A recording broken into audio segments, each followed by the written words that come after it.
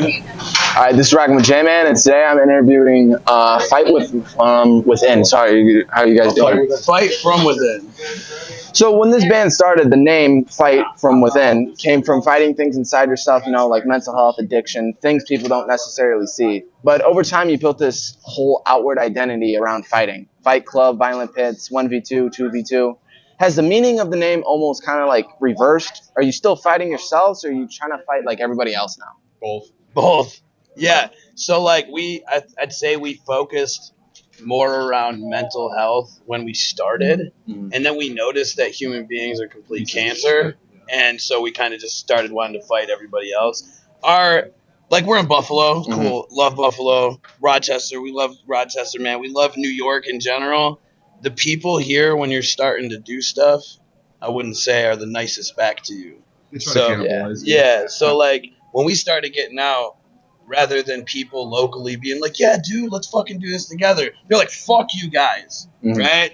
Tried to take us out in different ways. So, I mean, for me, definitely, I was just going up to all of them and like, listen, you can talk on the internet, but I'll come to your show and I'll punch you in your face, right? And that's just how we acted, bro. Because like, at the end of the day, I feel like there's a lot of people that are just too comfortable speaking online now, right? And that shit's it's for the birds, man. So both, man. We're still we're all riddled with mental health, right?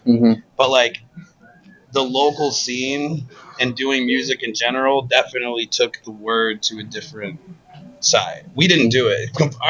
Our growth as a band like this and becoming more angry and violent was like bestowed onto us by people. They built us now, and we became more popular from it, which is wild. So Snake poodle. Yeah. It's kind of one of those situations where they built their own monster. Yeah. So I found an interview from 2022 where you were talking about an EP called Call of the Void. You said the lineup was finally solidified. You were going to find your collective voice, and this was going to be a big moment for the band. Yeah. Then the story went somewhere completely different, and eventually we got Talk is Cheap. What happened to Fight From Within that was making Call of the Void, and is there anything from that version of the band that you wish you did not leave behind? This is the deepest interview I've ever had in my entire. I've been doing this for so long, and not one fucking time has anybody in an interviewer deep dive this band much to bring that up. That's never fucking happened. That was really good. This band was a completely different lineup when we did that, and much like of what I just talked about. When I started this project, and I started this with my homie Ty, who's still the homie, love him to death, supportive since the beginning, man. Yeah, and so like when we were doing this, I had a plan in place. I was like, hey, dude, we're gonna push up the internet, we're gonna go online, we're gonna do this, and I'm gonna have us touring, right? So I did exactly that. Like I pushed this online. In a year and a half, I had me and my guys ready to go to Pennsylvania, Ohio, and when we came to touring, they were like, oh, dude, I can't like quit my job and like go tour. And I'm like, bro, I told you this is the play. This is what's going on. And they all fucking quit. I think they all thought like it was just going to dissolve because they left. But me, I was like, I went out there. I found Christian's the first one I found. And I'm like, yo, I had Ty that was still in the band with us at the time. And Ty's always been a writer, and he was there. And we picked up Aaron, bro. And we went out on tour with Patty, who joined too. And Aaron, dude, the guy we took, he wasn't even plugged in as a bassist. We backtracked his bass. He just looked good, had tattoos, he could move around on stage. So we just hit the space bar, basically, and turned his bass tracks on. And then we kept going like that. And then David, unfortunately, David was like, it's actually, I'll let you go tell him the inception. We're here, man. I don't even think we've ever done this before. So I was in, oh, shit. I was in this other band, Perspectives. And I was the vocalist for Perspectives. And there was a lot of just beef going on between us and Fight for no reason. So I kind of like stuck my head into the game. I was like, all right, what's going on here? Started talking to people. Everyone's just saying fucking words. I'm like, all right, y'all are just pieces of shit. So they needed a bassist. And I'm standing in my kitchen and I'm holding my phone. I'm like, I know a guy who like plays bass, like if you're interested. And then we're kind of talking a little bit, and I'm like, all right, well, it's me. Like, I'm the guy. I was like, dude, it's you. Just say it's you. I remember that. Like, just that was my first time meeting you ever. Was over that messenger. That was crazy. And I was like, all right, let me fuck around. You know what I mean? I used to play bass in a different band. Let me do that. And then we went. Next thing you know, we're going to record in a random house that we rented out with Pablo Viveros from Chelsea Grin in the hood. Yo, before we even got up, you and Ty were like going to a different door, like turning the door handle. We almost walked into some random person's house. All right, thank you. Yeah, we got you. Yeah, can one of y'all grab it? Thank you. Thank you. So anyway, we get in, we're tracking and all that. We're having a killer time. Like we're just bumping out these tracks and we still play. Like love them.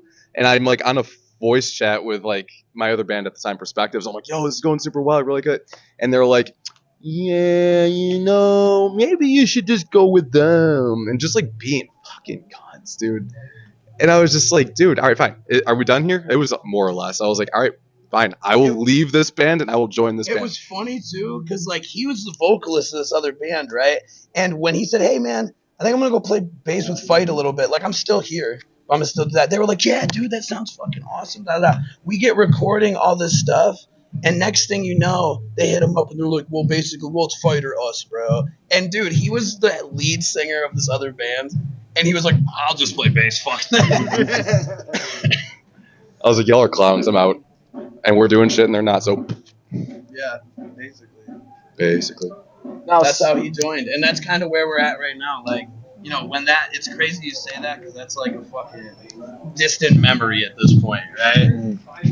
And like, the whole band's different, dude. Honestly, like, you know, it was us. It's been this core, and then Patty was here for a while, and he brought a lot of awesome obstacles. I mean, and obstacles, yeah. And awesome fucking intangibles to the band. Yeah, it was great. He was great. Actually, we miss him terribly because he's every time everyone was upset, he just had a way of just making you smile, right? But touring wasn't for him, and he said that, you know. And Tim came here. We had Simon and Jimmy in the band for a while. They were playing guitar. They phased out. Tim joined.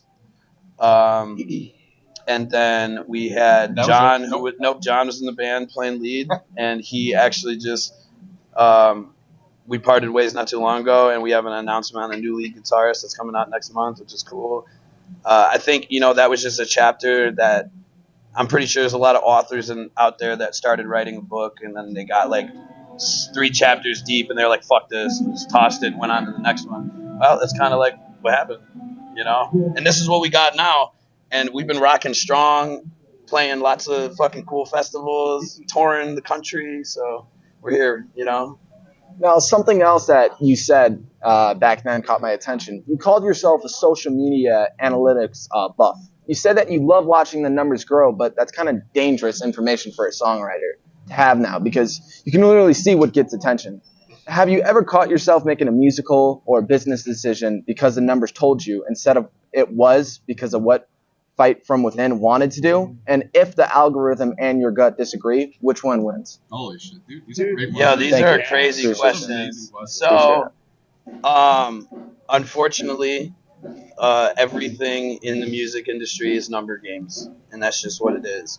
So rather than, you know, go out, like, obviously we're writing with our heart and we're putting everything into our music, right? Mm-hmm. But, you know, that we play a game that has like unrealistic and rules that don't make any sense, and we can